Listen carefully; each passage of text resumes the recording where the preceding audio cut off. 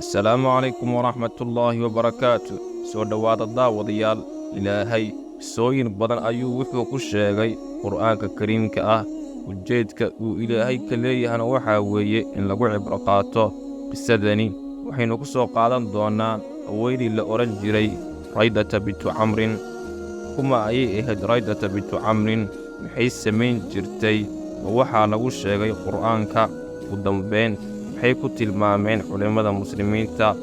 su'aalaha iyo kuwa kaleba waxaynu ugu jawaabi doonaa muuqaalka dhexdiisa ee la socod wanaagsan. haddii aad ka heshay fiidiyowga, fadlan like saar, gambaleelkana furo si ay kuu soo gaaraan muuqaalada cusub. asxaabtaadana u sheergaray. taasi waxay inoo tahay dhiirigelin aad nagu dhiirigelinayso in aynu sii wadno muuqaalada noocan oo kale ah.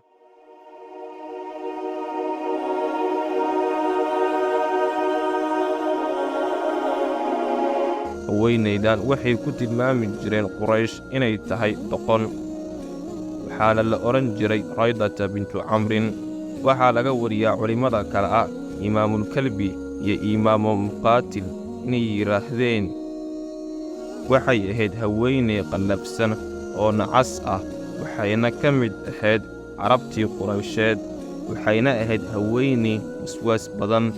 waxay subaxii oo dhan tori jirtay dhar, dariimaha lagu fariisto iyo waxyaabo kale oo faa'iido leh, iyada iyo gabdho kale oo la shaqeeya.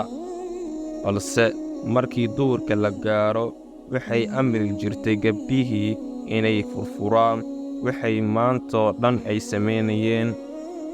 haweenayda sidaa ayaa caado u ahayd oo subaxii oo dhan waxay tolaysay, waxay furfuri jirtay markii la gaaro wakhtigii duhurka. wuxuuna ilaahay qisadeeda ku tilmaamay suuratu Naxl aayadda 92.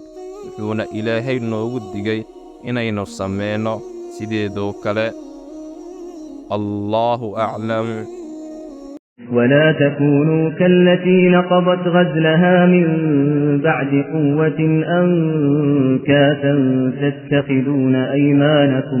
تتخذون أيمانكم دخلا بينكم أن تكون أمة هي أربى من أمة إنما يبلوكم الله به وليبينن لكم يوم القيامة ما كنتم فيه تختلفون ولو شاء الله لجعلكم أمة واحدة ولكن يضل من يشاء ويهدي من يشاء ولتسألن عما كنتم تعملون.